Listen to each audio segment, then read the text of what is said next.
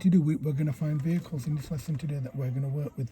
Now, do you know the clearance you'll need with a car would be a meter away from the car when you're going past the car, and if you stop behind the car, you need to stop no closer than 2 car spaces close. So let's say, for example, there was a car coming along the road, and let's say that pavement wasn't there, and we were going through this gap.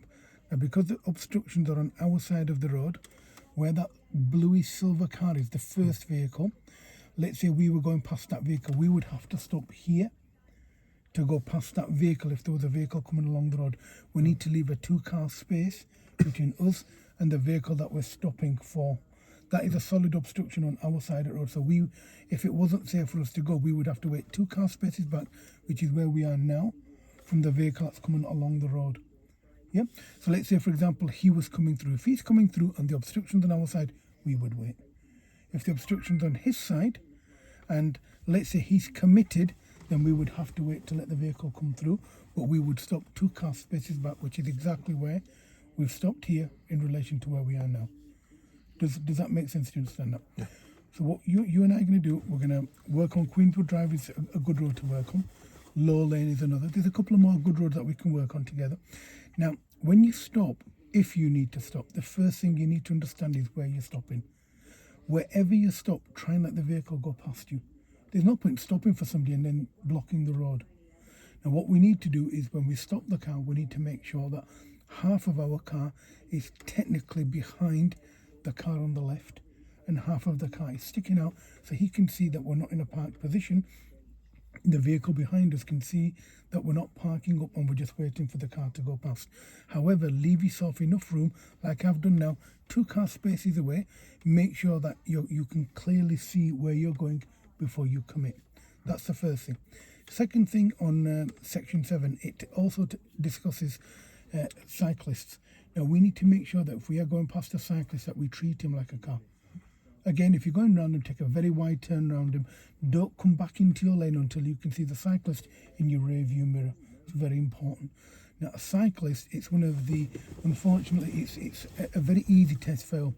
The reason for that is the vulnerable. Now, if I was riding my bike on the road and I was coming along this road, if we look at the floor, what would make me come into the middle of the road? Anything on the floor that could make me come into the middle of the road?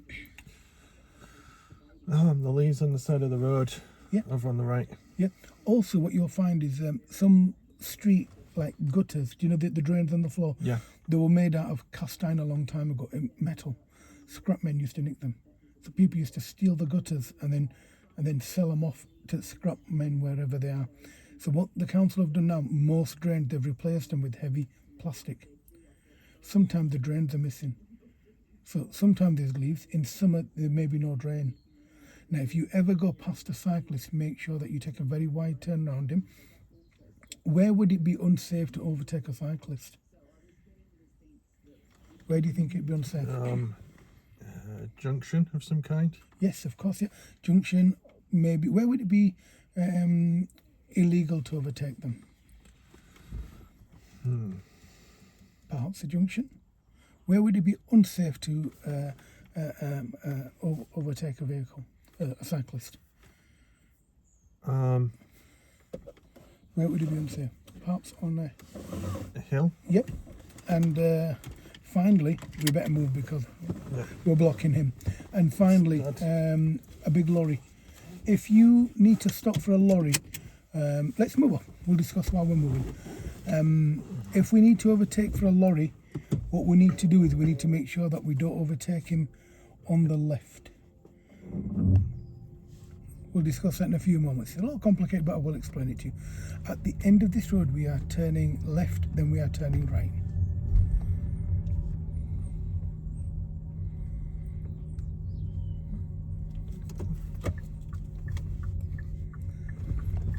Can you remember what we discussed previously? Good. Yep.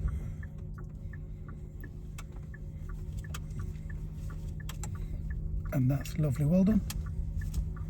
And at the end of this road, we are turning right.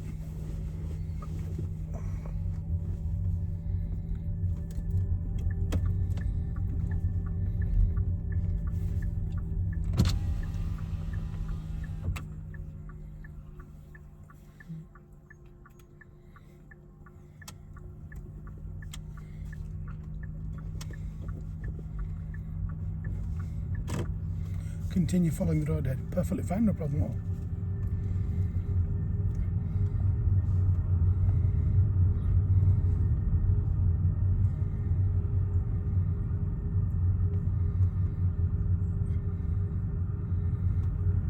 What I want you to do now is I want you to follow the road down, then I want you to find a safe place to pull up on the left.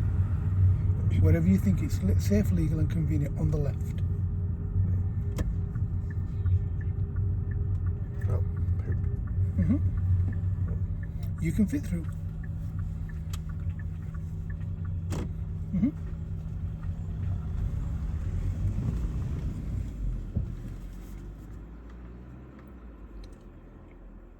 You do what you want to do, and then I'll give you a hand. I promise I'll give you a hand, but I need to let you do it yourself. You've done nothing wrong. You're not in trouble. Don't worry. But I must let you make your decision first. Okay. If you're happy with where you've stopped, I want you Yes. to park the car. Yes. Do I need to straighten the wheel? Or doesn't that Okay. matter? I would prefer if you do, and I think it's safer if the wheels were straight.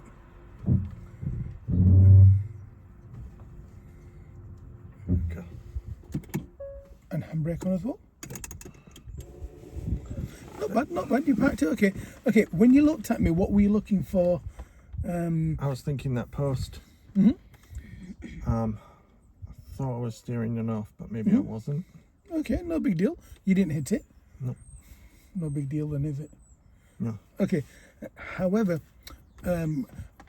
what would be uncomfortable about where we've parked?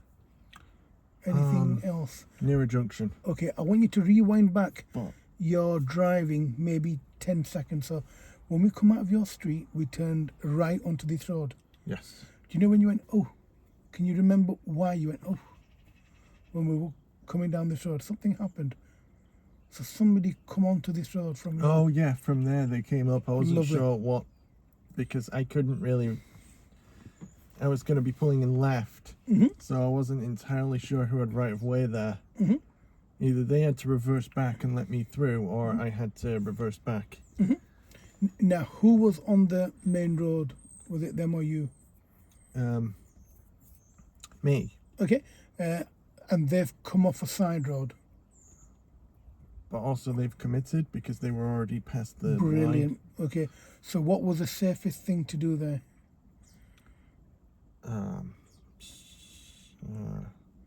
Stop and see. And which you did, and you've done nothing wrong. So carry on. What did you do? And then went to see who yields. And then what did you do? And then I carefully went round them. That's all you could do. Perfectly fine. You dealt with it actually pretty well. Okay, rather than panic and screaming, which you didn't do. No. Do you understand why I said to you, I need to let you make your decision and then respect the decision and work with it? All right, you got too close to the telegraph post. All right, you moved away from it. Okay, you went a little bit on the pavement, but there was nothing else you could do. Now, if you did this at 30 miles an hour, then it would have been a different scenario. You probably would have hit it. And that's why it's safer to travel slower in an area where you cannot see. Okay, I was discussing lorries with you, okay? Do you know if the road is wide and you are parallel with the lorry, that's okay. But if the road is narrow or if the road curves to the left or to the right, if the road curves to the right, reasonably, you'll be safe, you'll be okay. But if the road curves to the left, you must be very careful and not get stuck in a lorry's blind spot. Okay? Would you understand where a blind spot is on a lorry? There's about 16, if I'm not mistaken. There's so many blind spots on a lorry. Would you know where the most weirdest blind spot on a lorry is?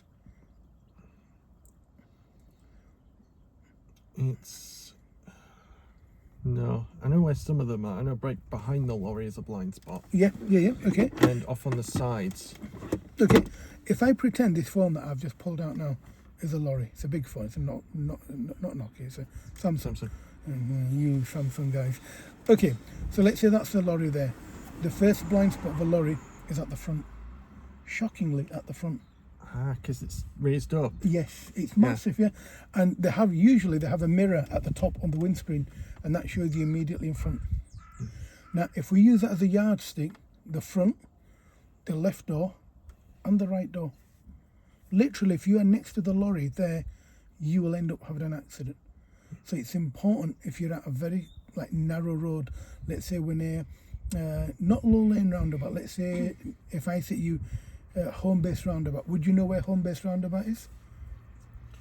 The next roundabout up from, no? Okay, I'll show you that at one point. The road there bends slightly to the left.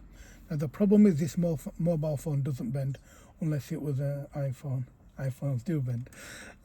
So because this phone doesn't bend, that's a poor joke, I know. iPads definitely do. Yes.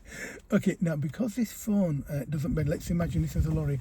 Because it doesn't bend, you'll find that it's a solid object. And because it's a solid object, if you are next to him, he's going to run over the front of your car.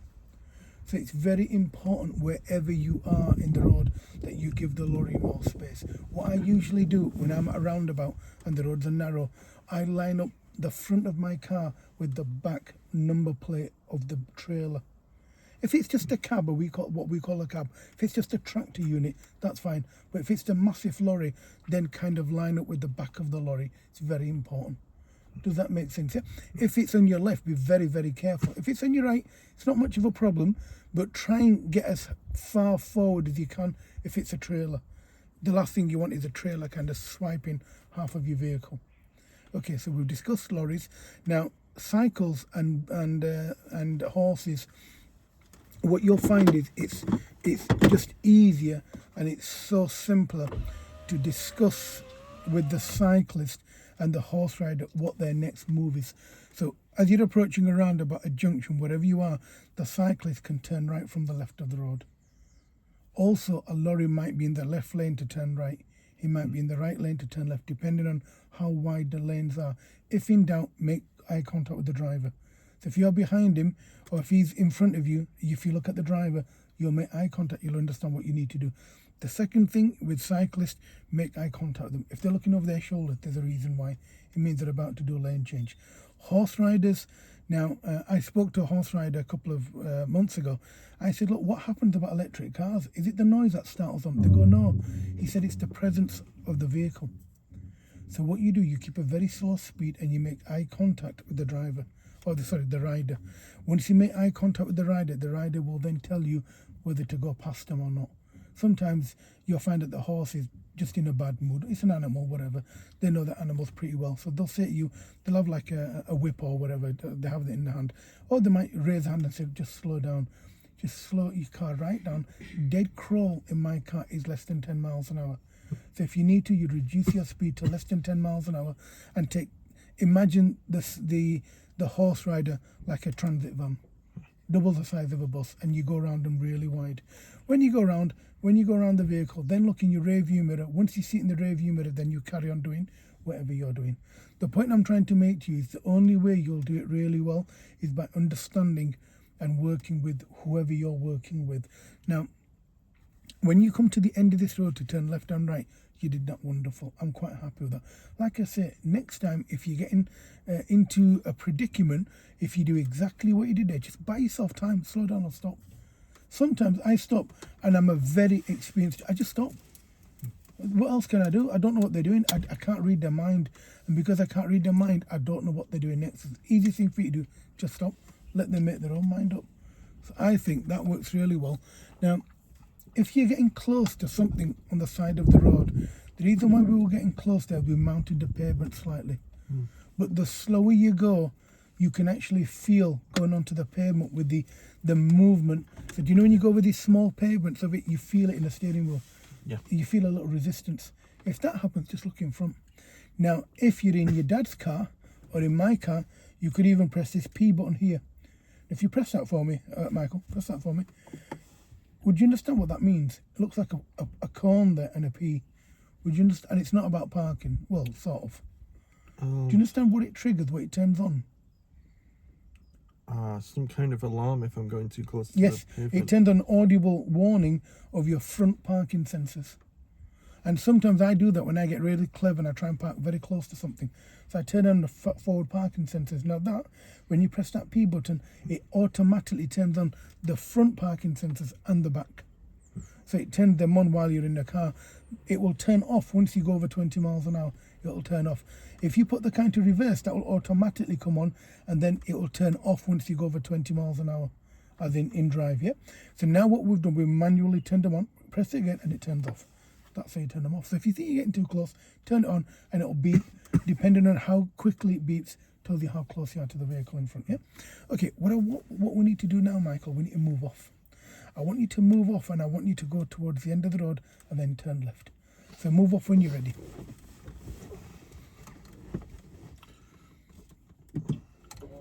And make sure you let people know which way you intend to go.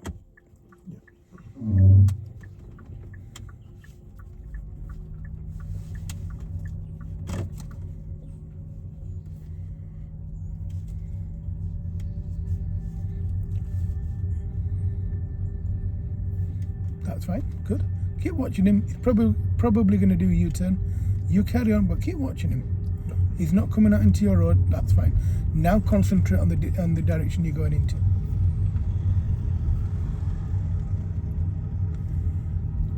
She's got a lot of suitcases. Got a vacuum cleaner in her as well. Might be a hitman, you know. She's got a vacuum cleaner and a suitcase.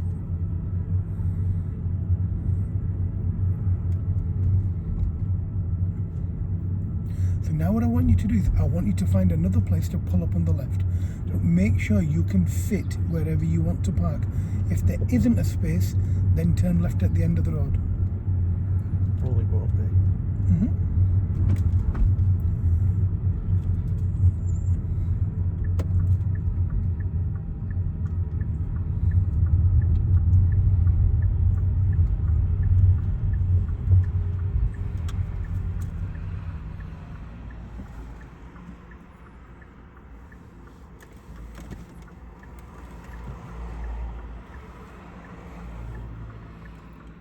After this car. Okay. Okay, we're good. He's turning. That's fine. I want you now to find a safe place to pull up on the left here, please. Anywhere here. Yeah. Anyway, yeah, perfectly fine. It's perfectly legal, and you will be pulling up here on your test. Anywhere here for me, Michael. Okay. So right here. Anywhere here, as close as you can, but don't hit the curb. That's lovely.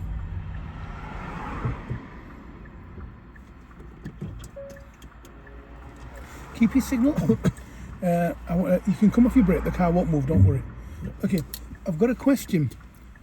Okay, and I need a little bit of honesty as well.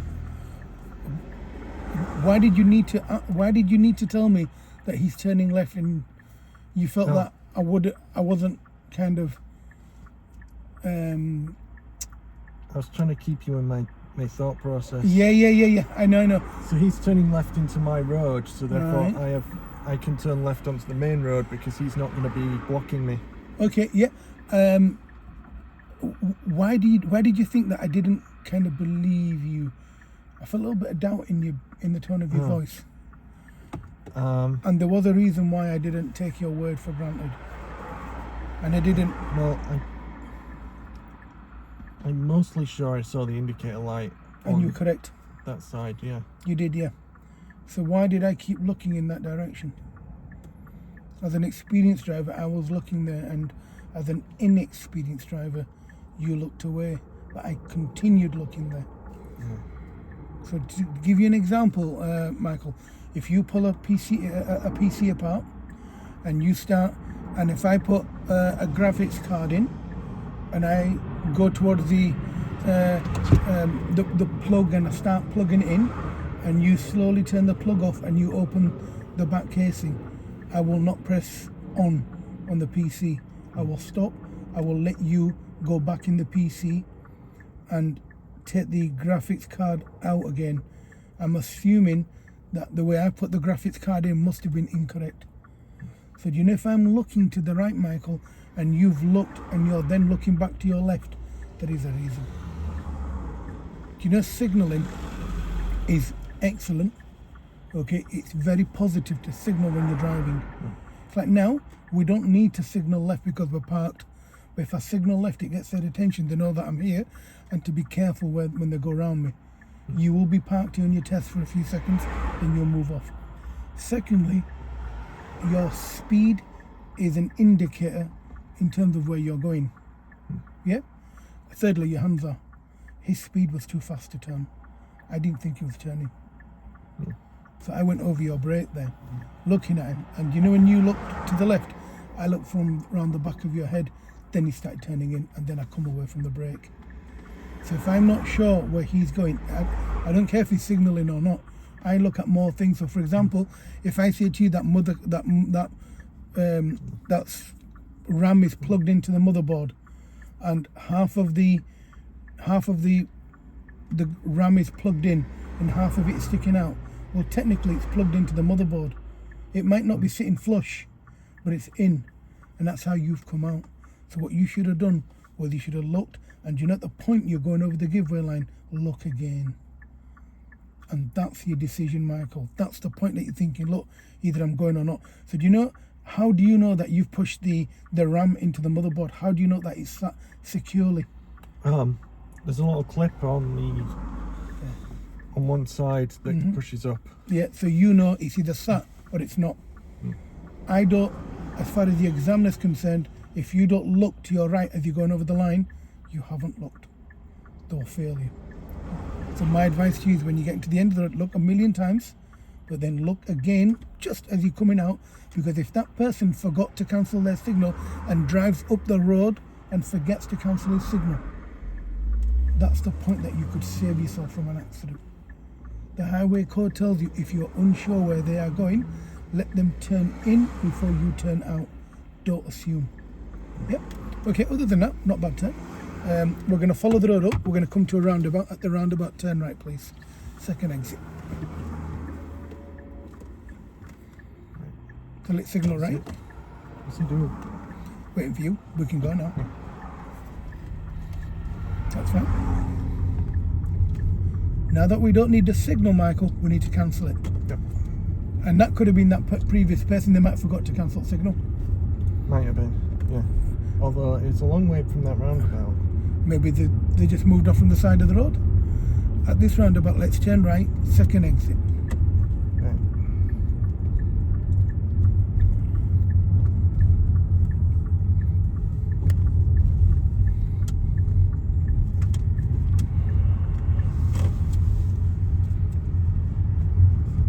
If you ever want feedback when I'm not talking, ask me and I will do, okay?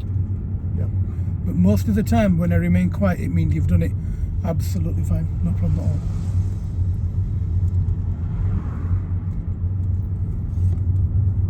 So like now we're committed, but he's coming through, so we'll reduce the pace of our car. That's fine. That person should have waited, we were already committed. Yeah.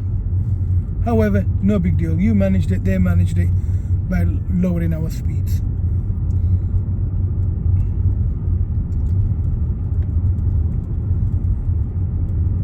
So the speed limit on this road is 30. So let's go a little quicker. Yep. And let's continue following the road ahead. That's just telling you of your actual speed, not the speed limit. So it's 18 on a GPS, so we're doing 23. Yeah. So we'll follow the road ahead. Now look in our mirrors and see what's going on around us. That's good. That's fine. Now carry on. Now we're going to reduce our speed. So let's reduce our speed and come to the left. That's fine. Now gently carry on at this speed. With cars, you can work at a reduced speed. If it was a lorry or a bus, we'd then have to wait. Okay?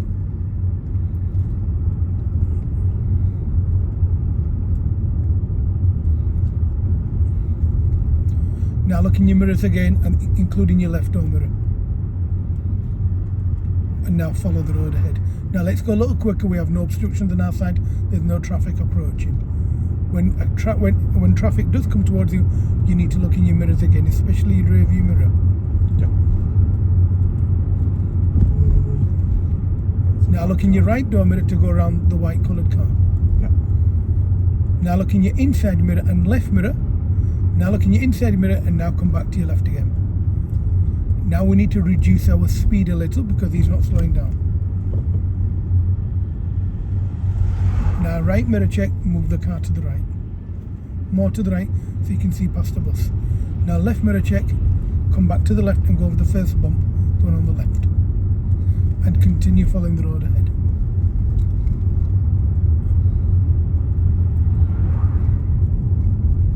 Now you'll do a little bit of driving on your own. I'm in the car, I'll give you a hand if you need it.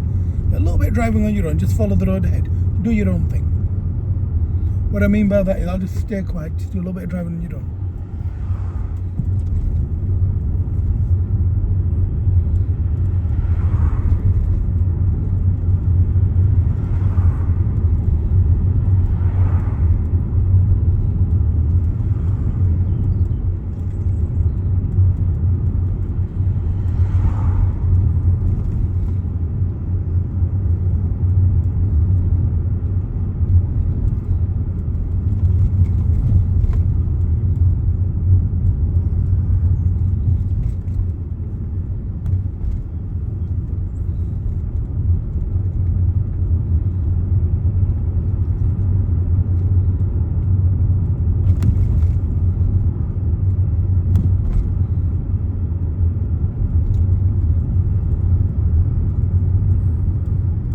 Soon we'll approach a set of traffic lights.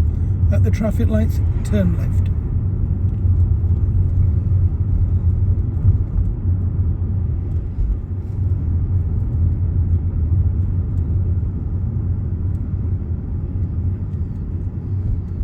At these traffic lights here.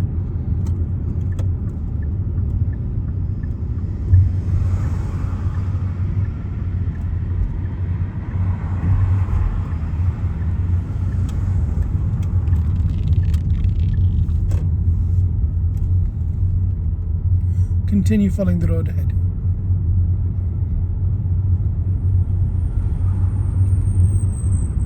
And now follow the road ahead, but find a safe place to pull up on the left, where it's safe, legal and convenient.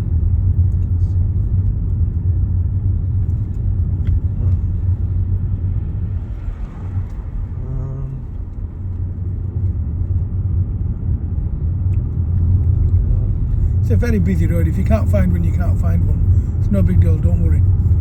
But try and find one if there is a safe gap. Somewhere where you can fit.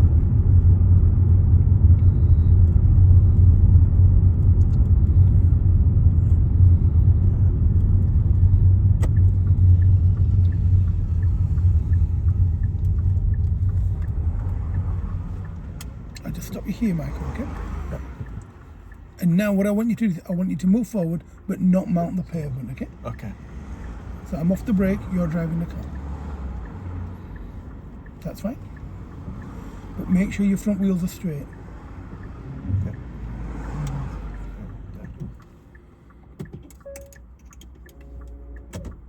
Okay.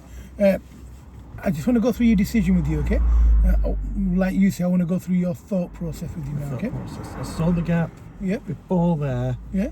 but I saw it too late. Then I saw this one just after the yellow lines where Yeah. there was a nice big enough gap to fit in comfortably.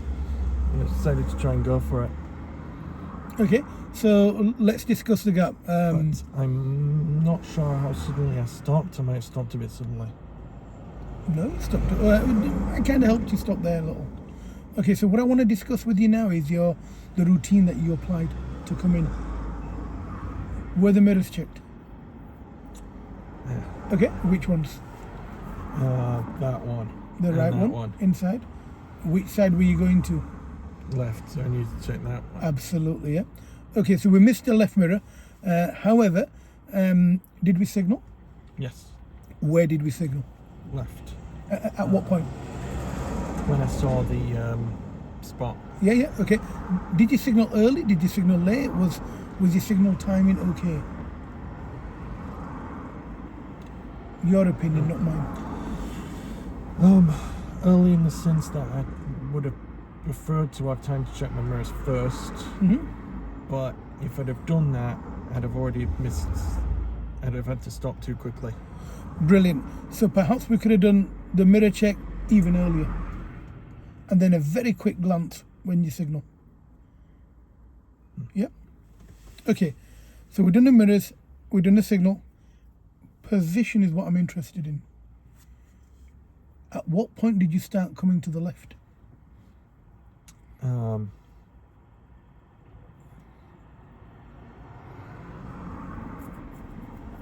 Can you remember? no. Okay. It was somewhere after I passed on. that blue car.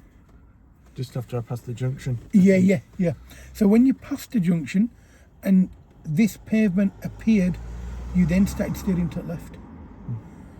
What I would have done, as soon as I was halfway past that junction, I would slowly start bringing my car to the left and implementing my mirrors and signal at the same time. Yeah? So giving myself more time to line it up. However, considering you've parked it well, not bad. The only problem that you might have is moving off. Yes. Okay, so you might need to do I what might to move need off. to reverse a little bit back in order to give myself enough turning right. Brilliant. Space. Okay, just before we do move off, a little bit of feedback. 2 cars, which one's legal, which one's illegally parked? Red one's illegally parked. Mhm. It's on the pavement and it shouldn't have been. And the grey one, is he okay? Yeah. Okay, you know, he's parked on the pavement, which is wrong. Do you understand why he's on the pavement? He's probably very concerned about people hitting his wind mirrors. Yes, and the car taking up a lot of space in the road. So although it's wrong, now if you look to the left of the vehicle where where the wall is and the side of the car, can you comfortably get a wheelchair user up and down the road? I believe so. Then he won't get a ticket. Um, Then he won't get a ticket. But if that was any closer to the lamppost, and if he was on the left of the lamppost, he'd probably end up getting a ticket. First of all, don't park on the pavement. It's illegal, as you all know. But if you are going to do it, please leave enough room for a wheelchair user. It's subjective, okay? It's wrong. It's not good to park on a pavement. It's illegal. When can you actually park on a pavement? Do you know that there is places that you can actually park on a pavement? You'd see something. Would you know what it looks like? It's like a sign. yes. I think I was going over that in my theory. It looks like a line, but with a raised part, and then the car's on the raised part. Yeah, that's the only place where you can actually park on a pavement or on lay-by, whatever they want to call it. You can park there. Other than that, no, you can't. You'll find in some places, like where you live, if you don't park on the pavement, you can't get a car through the street. No. It's just, you can't.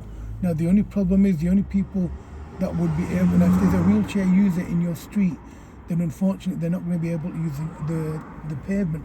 They'll be on the road. You will get a parking ticket from Leeds City Council. So it's very important that you leave enough space for them if you ever park the car on a pavement. However, you know clearly that you shouldn't park your car on a pavement.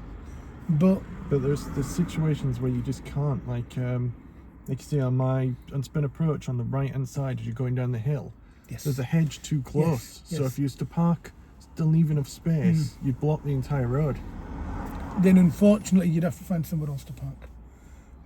It's honestly, harsh. yeah, they do it anyway. I can't. I'm very careful how I place my words there. Personally, I couldn't park there. Morally, I couldn't, because Yeah, if I saw morally. somebody in a wheelchair, I'd never forgive myself. You know, especially something happens to them, and because of me, they'd have to go into the road. Very important. Keep the car on the road. Keep the pedestrians on the pavement. Okay, let's move off when you're ready. You've parked it. You'd have to reverse it a little, and then let's deal with it. Let's go. Yep.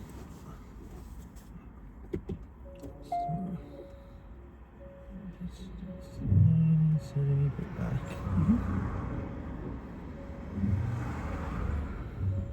And then back in the drive, and then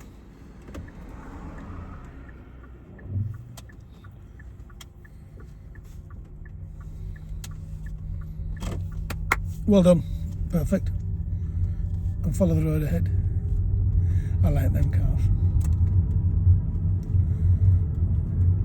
Okay, at the traffic lights, follow the road ahead. So look at the floor markings. Make sure you're in the correct lane. Good. right, so ahead.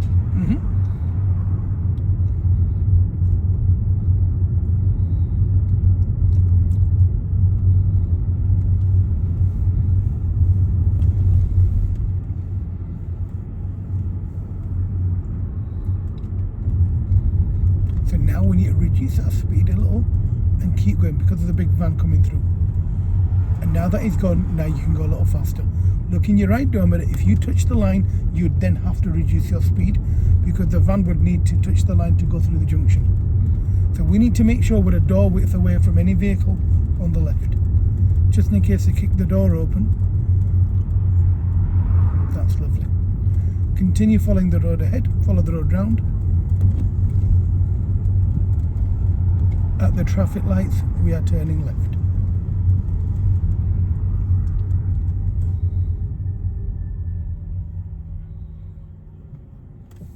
Now I know you're a little bit taller than me, but I want to see tyres on the tarmac. Yeah. So I want the car a little bit further back when you stop, so I can clearly see them. Remember, the shorter the person sat here, the more further back you'd have to go. Yeah. Very important that you realise that. Do you know if the person sat here is a little shorter? Go on, what have you seen? No, it's just... You're looking down there, what can you see? The tyre pressure. Go on, I've noticed that which one's doing your OCD? Go on. This one was saying 36 and then going back to 35. You know, deliberately left that for you to wind you up. Yeah, well done. That's telling you the tyre pressure of the car. It's telling you one of my tyres are you taking some air out of, and that's just to probe your OCD. Let's come to a stop here. And in all truthfulness, I haven't taken air out. What it was, the weather's changed. Because the weather's changed, the tyre pressure changes. So now what I need to do is, once the tyres are cold, make a mental note of the tyre pressure of my car, then go to a petrol station and adjust it. Now the tyre pressure of my vehicle, it's in the owner's manual, but it's also a sticker on one of my doors, and it's 36 psi. 36. Yeah, Okay. on my car. So you've got a few that are slightly low. Yeah, it's usually 2 psi because my car's been driven for a good hour. That means my tyre pressure is gone up by 2 psi. So it's truthfully 2 psi lower than what it actually shows you now. I know Dad's Vauxhall is a 38. Oh, right, okay. Because we were showing, I think it was 34 or something last time he topped them up, and we need to be 38. If my tyre pressure goes below 31, the TMPS sensor over here somewhere illuminates, and it tells you that your tyre pressure is low, and that's usually when you've got a puncture.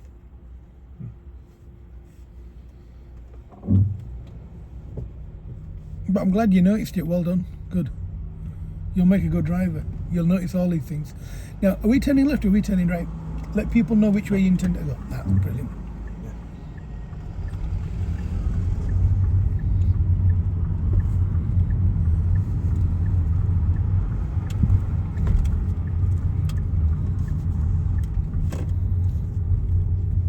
Lovely.